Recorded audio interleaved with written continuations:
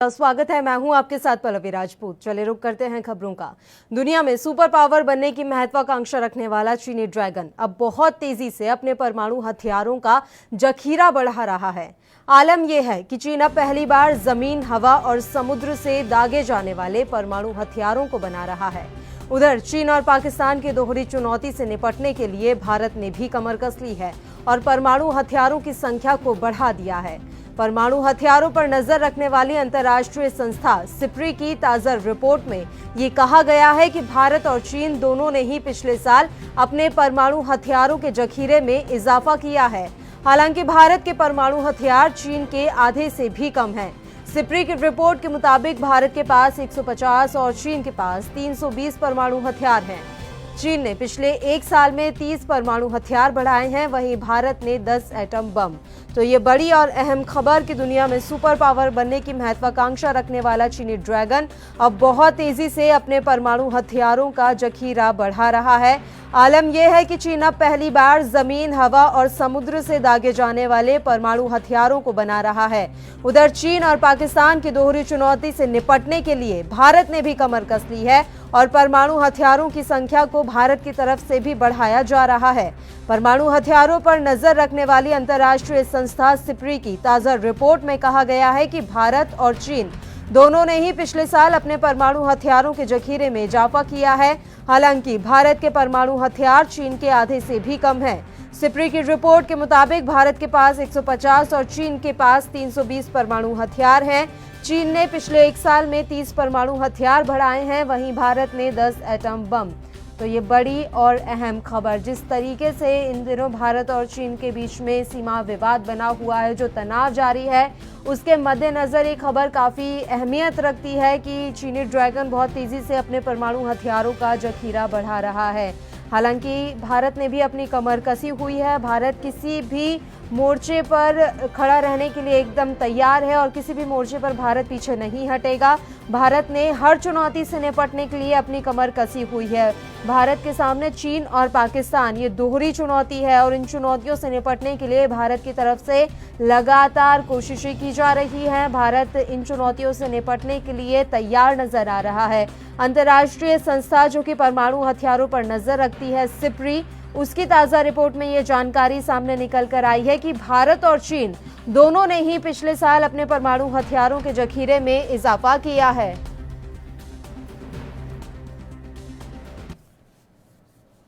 और इस मसले पर चर्चा के लिए रक्षा विशेषज्ञ पीके सहगल जी इस समय फोन लाइन पर हमारे साथ जुड़े हुए हैं। पीके सहगल जी, मैं आपसे समझना चाहती हूं सर, जिस तरह से भारत और चीन दोनों ही अपने परमाणु हथियार के जखीरे को बढ़ाने में लगे हुए हैं, अभी भी भारत चीन से इन परमाणु हथियारों के मामले में कितना पीछे है और अभी हमें कितना और आगे बढ़ने की जरूरत है? देखो, जहाँ तक चीन का सलूक है, चीन के दुश्मन सबसे बड़े अमेरिका के साथ है जी।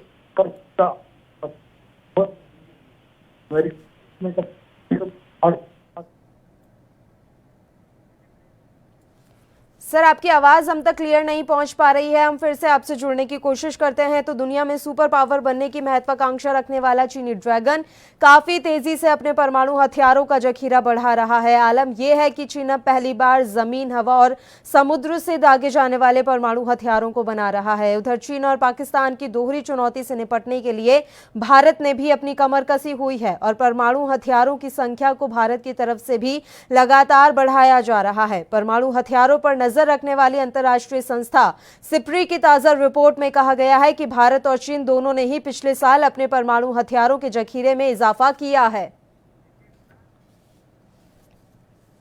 इस मसले पर चर्चा के लिए एके मिश्रा, विदेशी मामलों की जानकारी समय फोन लाइन पर हमारे साथ जुड़े हुए हैं। एके मिश्रा जी, मैं आपसे समझना चाहूंगी, जिस तरह से भारत और चीन दोनों ही देशों की तरफ से परमाणु हथियारों का जखीरा बढ़ाया जा रहा है, इसे किस तरह से देखा जाए?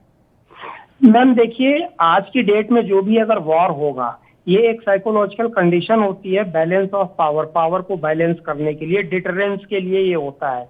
लेकिन आज की कंडीशन में जो वार होती है वो फिफ्थ जनरेशन वार होती है, वो वार होती है डिप्लोमेसी की होती है, वो वार होती है आपकी इकोनॉमिक फ्रंट पे वार होती है, इंटरनेशनल डिप्लोमेसी के ऊपर ये चलती है। और फर्दर जो वॉर होगी वो आपकी इलेक्ट्रोमैग्नेटिक वॉर, जो कि 5th जनरेशन वॉर है, एडवांस लेवल की साइबर वॉर और इलेक्ट्रोमैग्नेटिक वॉर होगी। तो ये तो अपने आप को कंट्रोल करने के लिए और डिटरेंस के लिए जो है चाइना जो है अपना परमाणु बम वगैरह के परीक्षण कर रहा है या जखीरा बढ़ा रहा है। इसमें हमें घबराने की जरूरत नहीं है। उसके लिए रीजन है कि चाइना और पाकिस्तान दोनों को अगर ये मान के हम लोग चले कि ये न्यूक्लियर वीपन इक्विप्ड कंट्री है और दोनों एक साथ अगर अटैक करते हैं तो we are having more and more better capability in comparison of China as well as Pakistan to make a deterrence as well as to make a fight in our own, you can say, favor. We can change the game. हमारे पास भी sufficient technology है, sufficient military power है, air force, even air force is far better. हम लोगों की air force China quality wise देखा जाए तो चाइना और पाकिस्तान से फार बेटर है। तो मैं नहीं समझता हूं कि इसमें कोई बहुत ज्यादा इतना पैनिक होने की जरूरत है, और बहुत सारे ऐसे इंटरनेशनल रीजंस होते हैं, प्रेशर्स होते हैं कि जहां पे ये नौबत नहीं आती है। बिल्कुल। AK मिश्रा जी, चीन अब पहली बार जमीन, हवा और समुद्र से दागे जाने वाले परमाणु हथियार बना रहा है, तो इस दिशा में भारत को कितना आगे बढ़ने की जरूरत है? देखिए, मैं समझता हूँ भारत को आगे बढ़ने की जरूरत नहीं है, बल्कि भारत 2 कदम आगे है। जब एक फुल फ्लैग वार होती है, आप ये इमेजिन करिए 1 मिनट के लिए कि फुल फ्लैग वार हो गई है और ये चाइना के एक्स नेवल कमांडर के जो हेड है उन्होंने भी ये बोला था कि इंडियन ओशियन में, हिंद महासागर में इंडिया को कोई जो है बीट नहीं कर सकता है। तो उनकी navy, this is the first comparison, उनकी नेवी हमारे कंपैरिजन में उतनी स्ट्रांग नहीं है। और कुछ जियो स्ट्रेटेजिक इंडियन ओशन में आप देखेंगे तो ब्लॉकेट की इतनी जबरदस्त फैसिलिटी हम लोगों की नेवी ने, इंडियन नेवी ने डेवलप की है कि चाइना का पूरा रूट वहां पे ब्लॉक किया जा सकता है, उनके ट्रेड रूट को, एज वेल एज उनकी जो विपिनरी है। अगर मान लीजिए कोई उनका जो है फाइटर प्लेन अगर उस एरिया से गुजरता है या कोई पनडुब्बी वगैरह गुजरती है, चाहे वो भले ही एटॉमिक पनडुब्बी क्यों ना हो। इसके साथ साथ और भी बहुत सारे स्ट्रेटेजिक एडवांटेज है। मैं आपको बताना चाहूंगा कि इंडिया के एयरफोर्स के इंडिया के बाहर भी बेसेस है, तजाकिस्तान वगैरह में। तजाकिस्तान का जो बेस है वो ऐसा बेस है कि जहां से ओनली 100 किलोमीटर के डिस्टेंस पे चाइना और पाकिस्तान दोनों बहुत स्ट्रेटेजिक वे में कवर किए जा सकते हैं। रही बात अगर थल सेना की बात किया जाए तो यहाँ पे भी इंडिया कहीं पे भी मुझे पीछे नहीं दिखता है, क्योंकि कुछ ऐसे वीपन्स हमारे पास हैं जो कि वॉर पीरियड में हमारे यूएसपी साबित होंगे, जिसकी काट न पाकिस्तान के पास है न चाइना है। इसका एक ही एग्जांपल मैं आपको देना चाहूंगा, वो है BrahMos missile. This is one जो कि नेवी के भी यूज में आती है, एयरफोर्स और थल सेना के भी यूज आती है। सेकेंड चीज, अभी बहुत चर्चा चल रही है, लाइट में आया है काली, एक ऐसा इलेक्ट्रोमैग्नेटिक वेपन है जिसका तोड़ चाइना के पास नहीं है। चाइना ने पिछले बार जो है अपने प्रदर्शन में इन सब जो है लेजर बीम और इन सब से जो है इलेक्ट्रोमैग्नेटिक वेव से हथियारों को नष्ट करने की जो है कला को प्रदर्शित किया था, लेकिन उनमें और हमारे में बहुत फर्क है। हमारा जो काली है वो उनसे फार फार फार बेटर है। इवन अमेरिका वगैरह के पास भी ये चीज है, बहुत लिमिटेड, लेकिन हम बहुत सुपीरियर क्वालिटी का हमारा है जो इंफॉर्मेशन मीडिया में है। तो मैं समझता हूँ किसी भी तरीके से हमें जो है बहुत पैनिक होने की जरूरत नहीं है, और चाइना कभी वॉर करने की हिम्मत नहीं जुटा पाएगा। उसके पीछे एक रीजन है, 70 साल में जिस देश की सेना ने एक पटाखा ना फोड़ा हो, आप मुझे एक रीजन बताइए जहां चाइना की सेना ने फाइट की हो, एक दो ऑकेजन को छोड़ के। तो चाइना के आर्मी के जो बंदूक हैं, जो तोपे हैं, उसमें तो जंग लगी हुई है, उसपे तो फायर भी नहीं हुआ, प्रैक्टिस के भी फायर नहीं हुए। जितना वो फायर करते हैं उससे ज्यादा तो हम पटाखे फोड़ते हैं। तो जो एक स्किल होता है किसी आर्मी की या मिलिट्री की, कॉम्बैट स्किल जो होती है, फाइट करने की स्किल होती है, उसमें इंडिया की कोई सानी नहीं है। और स्पेशली अगर माउंटेन के ऊपर देखा जाए, हम हमेशा से सियाचिन और कितने सारे माउंटेन को कवर करते रहते हैं। कारगिल वॉर माउंटेन फाइट का, कॉम्बैट का एक दुनिया का बेहतरीन एग्जाम्पल है। तो जो स्किल की मैंने बात की है उसमें तो इंडिया जो है in comparison of China and Pakistan या कंबाइंड बोथ अगर देखा जाए तो we are far far far superior. बिल्कुल सर, एक चीज और मैं आपसे समझना चाहूंगी कि अगर अपन इंटरनेशनल सिनेरियो के अकॉर्डिंग देखें तो जिस तरह से इन दिनों कंट्रीज अपने परमाणु हथियारों को बढ़ाने में लगे हुए हैं, चाहे वो चाइना हो, चाहे वो भारत हो, चाहे वो पाकिस्तान हो या फिर वो अमेरिका हो, जिस तरह से ये जो सशक्त कंट्रीज हैं, जो मजबूत कंट्रीज हैं, वो लगातार अपने हथियारों को बढ़ाने में लगी हुई हैं, इज दिस नॉर्मल? मतलब ये ठीक है कि आप अपने कंट्री की जो ये रक्षा जो होती है उसको आप मजबूत करने की कोशिश कर रहे हैं, लेकिन देखिए, खतरनाक परमाणुओं को बढ़ाना। नहीं, मैं इसकी भी एनालिसिस करता हूँ। अभी मैंने आपको 5th जनरेशन या एडवांस लेवल वॉर की बात की है। हमारे देश के जो नीति नियंता है, जो रणनीति बनाते हैं, चाहे इसरो हो, चाहे मिलिट्री हो, चाहे राजनीतिक नेतृत्व हो, जी 2 कदम आगे हैं।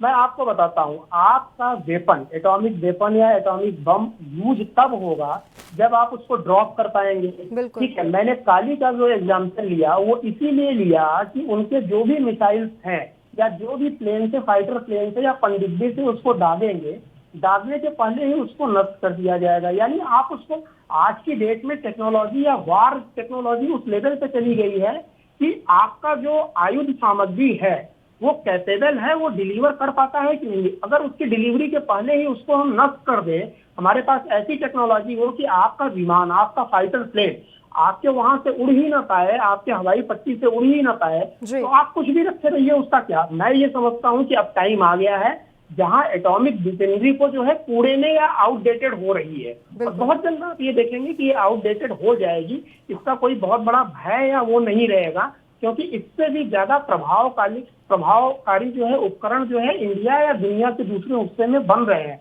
वॉर का पूरा नेचर, पूरा मैनर चेंज हो रहा है। खुशी की बात यह है कि हम चाइना और पाकिस्तान, इन कंपैरिजन ऑफ चाइना और Pakistan, and in certain manner we are also far ahead in comparison of Russia as well as the USA also। इसके मैं 2-3 एग्जांपल दूंगा।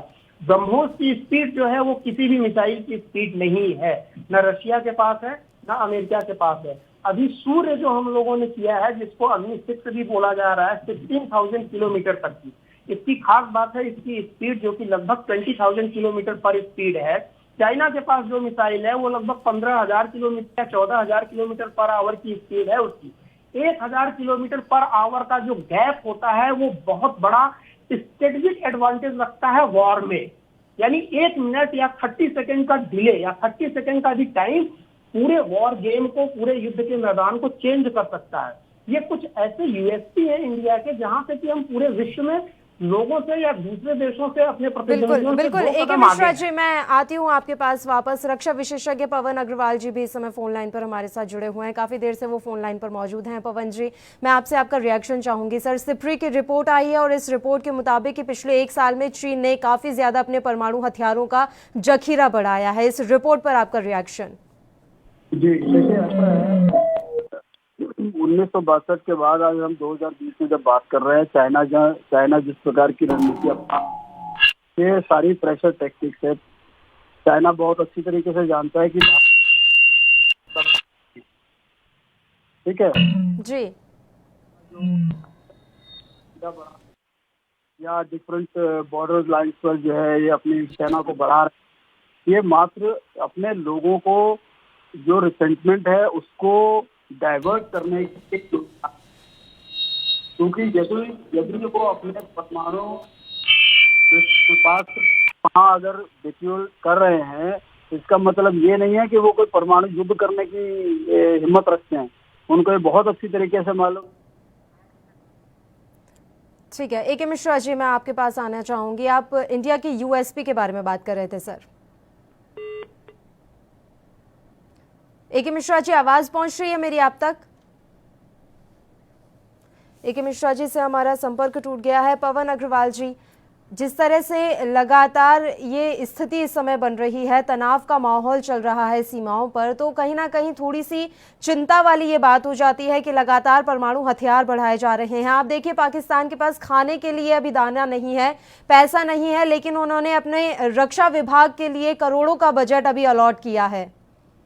नहीं, देखिए, इसमें चिंता करने की तो कोई बात ही नहीं है। भारत कोई ये 50 साल पुराना भारत नहीं है अब कि जो हमें चिंता करने की जरूरत है। हमारी सेनाएं बहुत सक्षम है, हमारी सरकार एकदम सक्षम है। हमने विश्व पटल के ऊपर ये दिखा दिया है कि भारत हर रूप में सक्षम है। भले ही पाकिस्तान कितना भी युद्ध की तैयारी करे, उसको मालूम है वो भी बहुत अच्छी तरीके से मात खा के चुका है कारगिल में, और उसके बाद अभी हम लोगों ने घर में घुस करके उसको मारा है।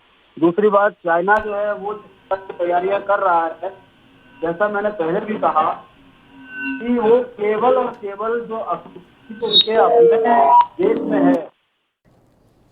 बिल्कुल पवन जी, मैं आपको यहाँ रोक रही हूँ, हमारे पास समय की कमी है, इसलिए आपका बहुत बहुत शुक्रिया। तमाम चर्चा के लिए आप हमारे साथ जुड़े। तो सिप्री की रिपोर्ट के मुताबिक भारत और चीन ने पिछले 1 साल में परमाणु हथियारों का जखीरा काफ़ी ज़्यादा बढ़ाया है। हालांकि चीन इस मामले में ज़्यादा आगे है और अब की बार पहली बार ऐसा है कि चीन ने ज़मीन, हवा और समुद्र से दागे जाने वाले परमाणु हथियारों का निर्माण किया है।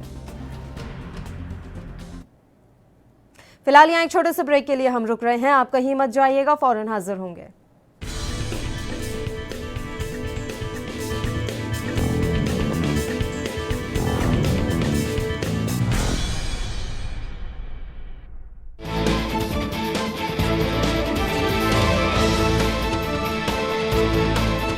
ਸਿਆਸੀ ਲੋਕ ਕਿੰਨੇ ਕੁ ਨੇ ਵਫਾ, ਇਹਨਾਂ ਦੇ ਦਾਅਵਿਆਂ ਅਤੇ ਵਾਅਦਿਆਂ ਦੇ ਵਿੱਚ ਕਿੰਨੀ ਕੁ ਹੈ ਸੱਚਾਈ। ਇਹਨਾਂ ਸਵਾਲਾਂ ਦੇ ਜਵਾਬ ਲੱਭਣ ਦੇ ਲਈ ਦੇਖੋ ਜਗਤਾਰ ਦਾ ਵਾਰ, ਹਰ ਐਤਵਾਰ ਸ਼ਾਮੀ 7 ਵਜੇ ਸਿਰਫ ANB ਨਿਊਜ਼ ਤੇ।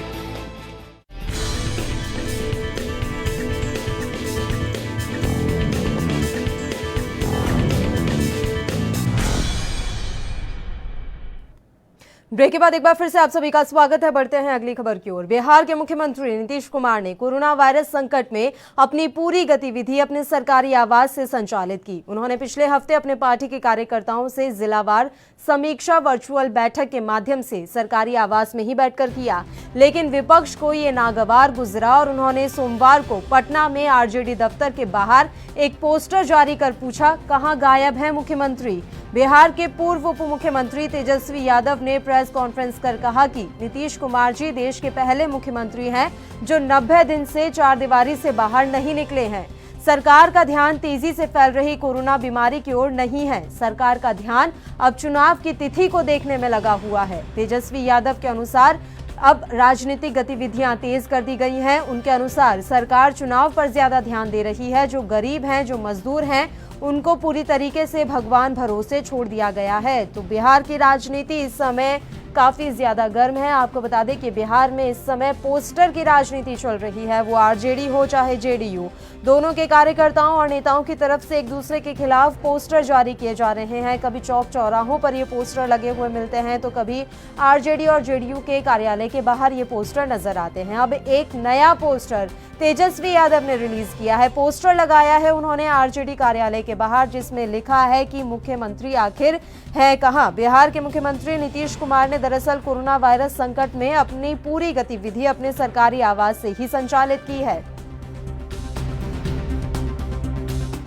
और इस खबर पर ज्यादा जानकारी के साथ हमारे संवाददाता अखिलेश झा इस समय फोन लाइन पर जुड़े हुए हैं। अखिलेश, पूरी जानकारी हम आपसे चाहेंगे। तेजस्वी यादव की तरफ से आज एक नया पोस्टर रिलीज किया गया है। अखिलेश, आवाज पहुंच रही है आप तक? जी एक बार जी अखिलेश, मेरा सवाल ये था कि तेजस्वी यादव की तरफ से आज एक बार फिर एक नया पोस्टर जारी किया गया और उस पोस्टर के माध्यम से नीतीश कुमार पर निशाना साधा है। देखिए, ये मामला पुराना है। इससे पहले सूचना जनसंपर्क मंत्री नीरज कुमार ने लालू यादव के तीसरे बेटे का मामला उठाया था, तरुण यादव का जी, और उसी समय से बिहार की सियासत ज्यादा गर्म हो गई है।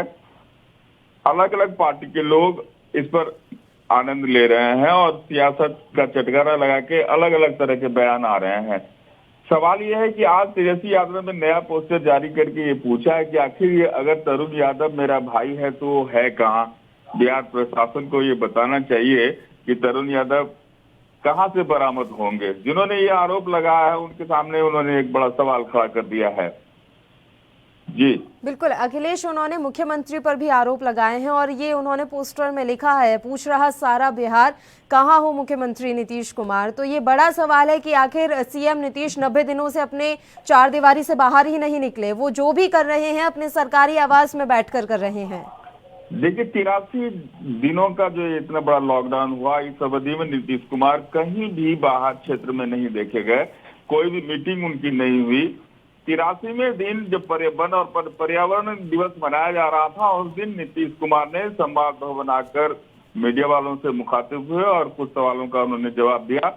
करोड़ों पेड़ लगाने के दावे किए जाते रहे और आज 90वां दिन है। फिर 83 दिन के बाद जो वो गायब हुए तो फिर उन्होंने बिल्कुल वो पैक हो गए हैं एक अन्य मार्ग में और वहां से निकलना नहीं चाहते, जबकि विपक्ष का ये मानना है कि नीतीश कुमार को अन्य राज्य के मुख्यमंत्रियों की तरह विभिन्न क्षेत्रों में जाना चाहिए और जाकर जनता की फरियाद सुननी चाहिए, उनके मामलों में हस्तक्षेप कर उन्हें जल्दी निजात मिले उनकी समस्याओं से, इसकी व्यवस्था करनी चाहिए। ऐसा हो नहीं रहा है और लाजमी है कि तेजस्वी यादव का यह सवाल कोई नाजायज नहीं है। विपक्ष का नेता होने के नाते जो पीड़ा है, जनता की जो पीड़ा है, उसको उठाना उनका काम है। बिल्कुल अखिलेश, ये बात एकदम सही है। नीतीश की तरफ से या उनकी पार्टी के किसी मंत्री की तरफ से एक बार भी किसी भी अस्पताल का दौरा नहीं किया गया, जबकि पूरे देश में इस तरह की खबरें सामने निकल कर आ रही हैं कि अस्पतालों में अव्यवस्थाओं का आलम है, क्वारंटीन सेंटर की बदहाली के रोज नए वीडियो सामने आते हैं। लेकिन कहाँ है जेडीयू समझ नहीं आ रहा, कोई भी नेता, कोई भी मंत्री कहीं भी जाकर दौरा नहीं कर रहा है। क्या कोरोना संकट के इस काल में जनता को उनके हाल पर छोड़ देने का विचार है? देखिए, स्वास्थ्य महकमा बीजेपी के पास है, बीजेपी के मंगल पांडे यहाँ स्वास्थ्य मंत्री हैं और ये बीजेपी या जेडीयू की बात नहीं है ना अखिलेश, ये एनडीए की बात है।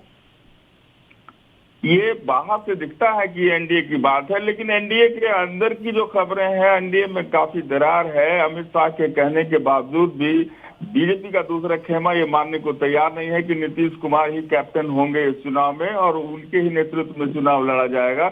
और इसी तरह मंगल पांडे का कोई भी मूवमेंट नहीं है। इतने बड़े कोरोना क्राइसिस में मंगल पांडे किसी भी हॉस्पिटल में नहीं गए, कोई उन्होंने मीटिंग नहीं की।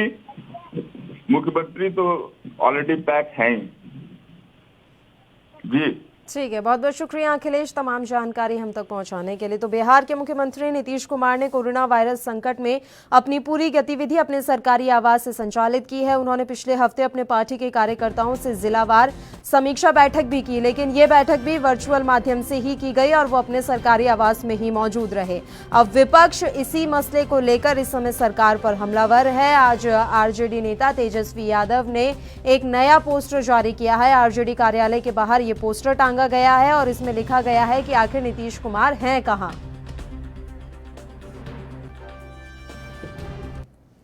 आरजेडी प्रवक्ता अभिषेक यादव इस समय फोन लाइन पर हमारे साथ जुड़े हुए हैं इस मसले पर चर्चा के लिए। अभिषेक जी, आपका और आपके पार्टी का सवाल एकदम जायज है। 90 दिन होने को आ गए हैं लेकिन नीतीश कुमार अभी भी बाहर नहीं निकले हैं। उन्हें पटना की जनता या पूरे बिहार की जनता से कोई लेना देना नहीं। अब बिल्कुल सही बात है।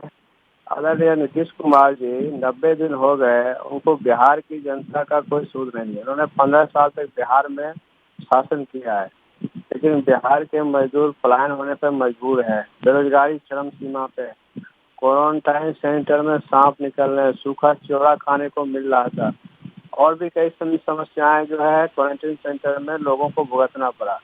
मजदूर अभी रोजगार के लिए तरस रहे हैं। जो रोजगार की इन्होंने वादा किया था वो रोजगार नहीं दिया जा रहा है और 90 दिन हो गए, ये अभी भी क्वारंटाइन मना रहे हैं अपने महल में, सीएम हाउस।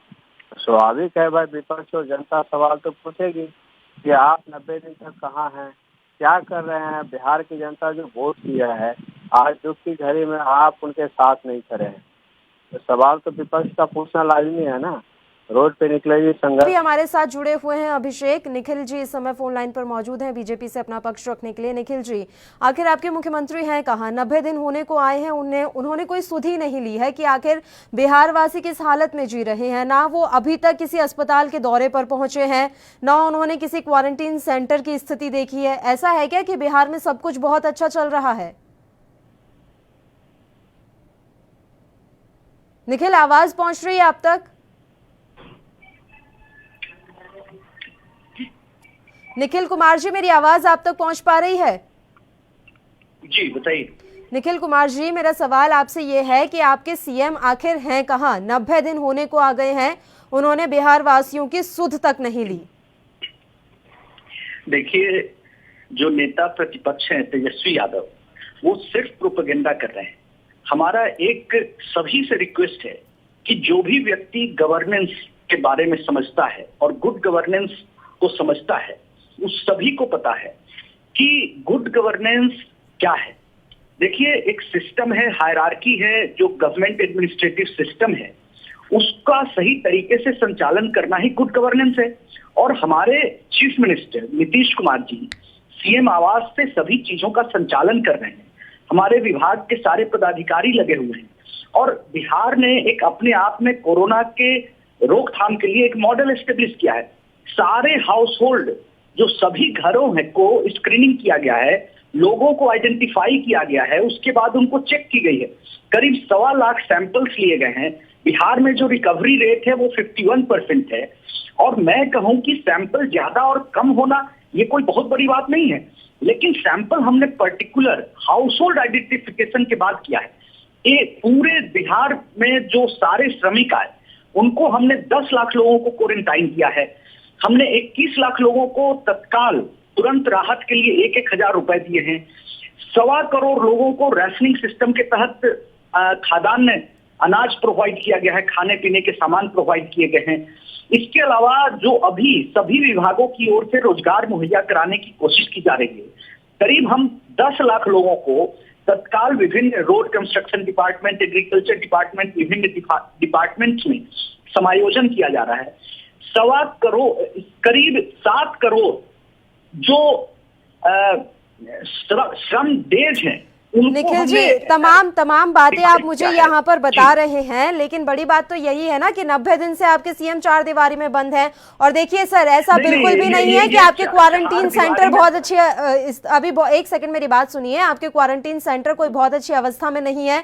अस्पतालों में व्यवस्थाओं का आलम क्या है ये भी हम बेहतर तरीके से जानते हैं। लंबी फहरिस्त मेरे पास पड़ी है और अगर हम इस पर जुड़ गए तो 1 घंटा ऐसे निकल जाएगा। तो बात यह है कि वो अभी तक जनता की समस्याओं को सुनने क्यों नहीं गए। और एक सेकंड, नेता प्रतिपक्ष ने यही बात तो कही है कि जो देश के अन्य राज्य हैं उनके मुख्यमंत्रियों को देखिए। अरे आपकी पार्टी के मुख्यमंत्री देख लीजिए, योगी आदित्यनाथ, वो भी तो रोज जा रहे हैं, अस्पतालों का दौरा करते हैं, तमाम बैठकें करते हैं, लेकिन सीएम नीतीश कुमार सिर्फ 4 दीवारी में बंद हैं पिछले 90 दिनों से। नहीं, ये 4 दीवारी में बंद होने की बात नहीं है, ये एक मोडस ऑपरेंडी है। इसे आप गुड गवर्नेंस कहते हैं। 2005 में गवर्नमेंट में आने के बाद रिवाइव किया था, एस्टेब्लिश किया था।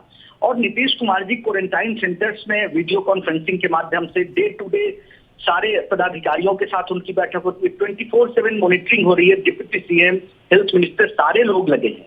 हमारा ये कहना है कि गवर्नेंस जो है एक सिस्टम के तहत चलता है या फिर फिजिकल एफोर्ट है। गवर्नेंस एक फिजिकल एफोर्ट नहीं है, ये एक मेंटल और जुडिशियस एक्सरसाइज है जिसको नीतीश कुमार जी प्रोपोगेट कर रहे हैं। अब मैं पूछना चाहता हूं कि तेजस्वी यादव खुद 55 दिनों तक दिल्ली में किस गुप्त स्थान पर थे और वो सरकार में नहीं है। 14 दिन क्वारंटाइन रहे।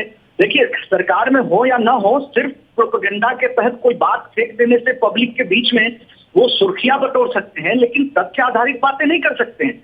हमारे पास पूरे डेटा हैं और हम उन आंकड़ों की बुनियाद पर कह रहे हैं। एनएमसीएच जो हमारा एक प्रतिष्ठित अस्पताल है, कॉलेज एंड हॉस्पिटल है, उसको हमने पूरा कोरोना हॉस्पिटल घोषित कर दिया है। कोरोना की जांच सभी जगह हो रही है। हम हाउस होल्ड स्क्रीनिंग फिर से शुरू करने वाले हैं। और बिहार में वो हालात जब हुआ करती थी कि पीएचसी लेवल पे सिस्टम कोलैप्स था, हमने उन सारे सिस्टम्स को धीरे धीरे रिवाइव किया है। और इधर जो लगातार एफोर्ट हुए हैं उसमें कई सारे एडिशंस हुए हैं। जो मेडिकल फील्ड में जो चेंजेस हुए हैं, हमने काफी सारे एफोर्ट किए हैं। और यही कारण है कि कोरोना को लेकर के यहाँ बिहार में प्रभाव उस कदर नहीं दिख रहा है जिस तरह का बंगाल में एपिडेमिक के तौर पर फैला है या फिर दिल्ली में और महाराष्ट्र में जो स्थिति है। और ये भी मैं आपको दावे के साथ कहता हूं कि बिहार में कोरोना को लेकर के जो सिचुएशन है वो महाराष्ट्र, दिल्ली, वेस्ट बंगाल, कई राज्यों से बहुत बेहतर है। और हमने ये हमारे प्राइम मिनिस्टर, हमारे होम मिनिस्टर और रेलवे मिनिस्टर को भी मैं थैंक्स करता हूं कि उन्होंने जिस तरीके से ऑपोजिशन पार्टीज ने प्रोपेगेंडा किया, लेकिन हमने सारे श्रमिकों को बिहार लाया। करीब 25 लाख लोग यहाँ आए हैं और उन सबको रिहेबिलिटेशन के तहत उनको फूड प्रोवाइड करना, उनके